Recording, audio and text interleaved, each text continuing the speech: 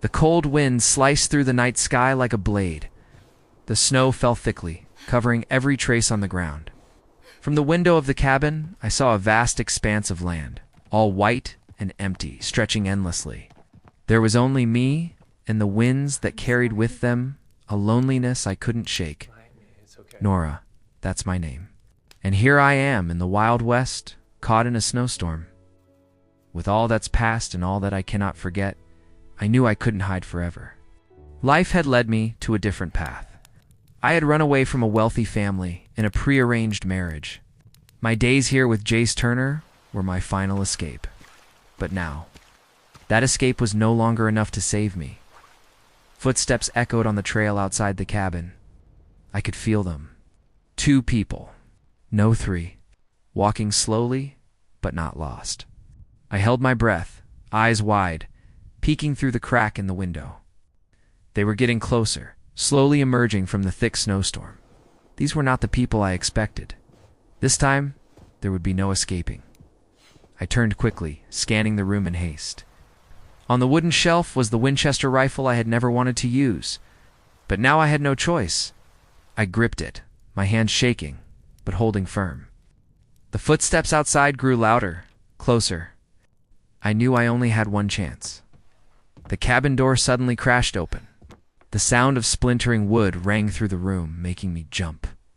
2 figures stepped inside, blurry in the dim light.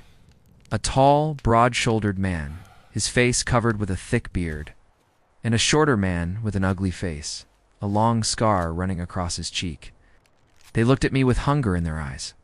I tightened my grip on the rifle, stepping back, pressing myself against the wall. "What do you want?" My voice trembled with fear, but I tried to remain steady. The tall man chuckled, his voice mocking.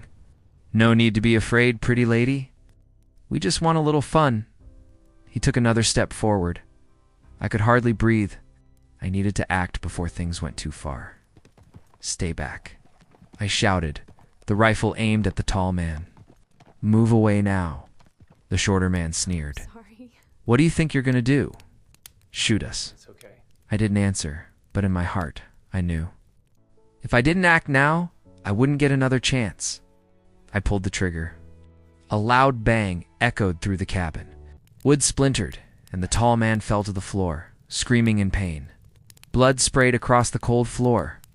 The shorter man froze for a moment, his eyes wide with fear. You shot him," he yelled, but I didn't give him a chance to react.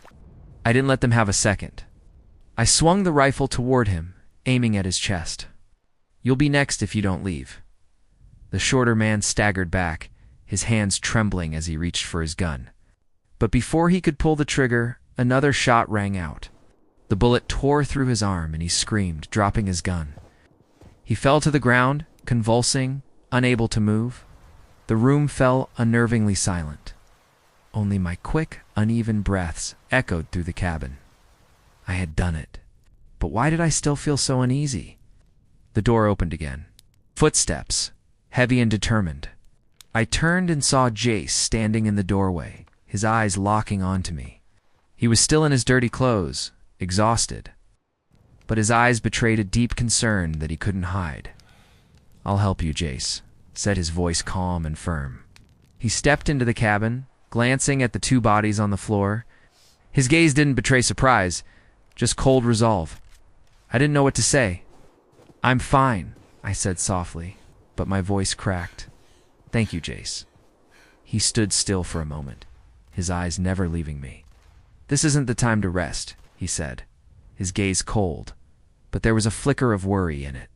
"We have to go. There are more of them. They won't stop." I nodded, feeling a wave of warmth wash over me as he stepped closer. But then I felt something strange, something intangible. We were still strangers in a world full of dangers. Sorry. But maybe today, I understood that this world still held so much to face. "Let's go," I said, my voice steady now. Jace turned back, taking the rifle from my hands and tucking it into his jacket. "Be careful," he said.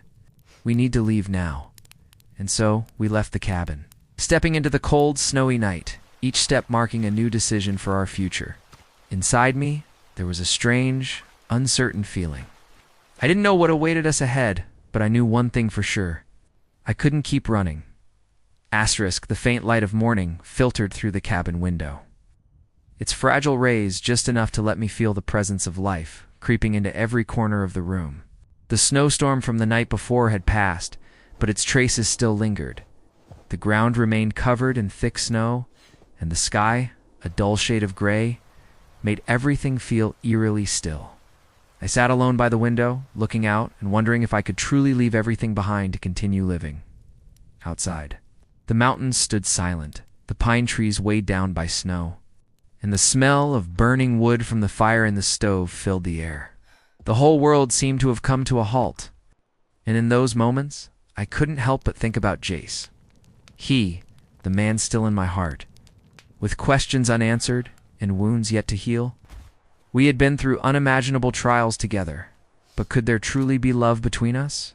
Could I love him without living in the shadow of Clara, his late wife? Every night I would hear the wind whistle through the wooden cracks, like the whispers of the past, of things I had tried to forget but couldn't. I waited, knowing that at any moment, everything could change. Jace stood outside the cabin, gazing out with distant eyes. His horses stood still in the stable, ready for the next journey. He had spent his whole life living in solitude, in pain. He had built everything with his rough hands, tending to this land, making it thrive. But there was one thing he couldn't rebuild: love. Isabel. He whispered, as though my name was the answer to everything. But he couldn't speak it out loud, couldn't articulate all that was filling his heart. The cold wind blew harder, and Jace found himself thinking about the years gone by. He had lived alone in isolation until I came into his life. And though we had shared moments of closeness, he still hadn't been able to let go of Clara. Clara, the woman who made him love, and then left him in sorrow for all these years. The next morning, I felt a noticeable shift in the atmosphere. Jace said nothing as we ate breakfast together, silently staring out the window, his eyes occasionally pausing on the distant mountains. I sensed something strange between us. Was he distancing himself from me, or was he afraid of the emotions I brought to him?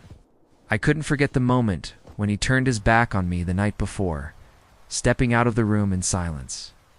Maybe we were living in two different worlds, with the past weighing down on both of us. But I couldn't keep going like this. I needed to confront my emotions. I needed to know if I could truly love a man like Jace, a man who had survived so much pain and was now trying to find himself again. One day, as we walked along a nearby stream, I suddenly stopped. The sunlight reflected off the water, casting rays of light across the surface. "Jace," I called, my voice uncertain and full of fear. "Have you ever thought that you could love me?" Jace stopped, his eyes showing a flicker of surprise, but saying nothing. He turned to look at me, and I could see the scars in his heart. Scars I would never fully understand, even though we had shared intimate moments. He didn't respond immediately, but I knew he was thinking. Isabel. His voice was deep, as if he were trying to find the right words. "I can't love you if I don't let go of Clara." Those words felt like a knife through my heart. Clara, his late wife, still a ghost he couldn't escape. And me. What was I in his life? A replacement. A new relationship born out of pity. A feeling of betrayal rose within me. But instead of running away, I stood still, looking directly at him. "You can't love me if you don't let go of Clara. What about me? Can't I live in the shadow of Clara forever?" Jace stood still, not answering, just looking at me with eyes full of sorrow. I couldn't fully understand his inner struggle, but I knew one thing. We were both lost in our own thoughts. The next day, I decided to do something different. I wrote Jace a letter, clearly expressing my feelings, telling him that I couldn't live in uncertainty anymore. But I had forgotten one important thing. Jace was always slow to act. He never rushed into anything, and he was always weighed down by his past. The following day, as I was preparing to leave the cabin, I saw Jace standing at the door, his eyes full of worry. "Where are you going?" he asked, his voice full of concern. I swallowed hard. I can't keep going like this. "I need to leave, Jace." His gaze froze, as if he had never thought I would walk away from him. But then, his hand slowly reached out, like an unspoken invitation. You can't leave, Isabel. Stay. Stay with me. At the train station, I saw Jace running toward me, my heart pounding. He stood there, his eyes locked onto mine, saying nothing. I looked at him, feeling all the unease in his gaze. And I knew that this was the most important moment in our lives, Jace. I can't. He stepped forward, extending his hand. You can, Isabel. You can love me. You can stay. I looked at his hand, then into his eyes, and I understood. I couldn't walk away. Together, we would face the trials of life, and love would be the light that guided us.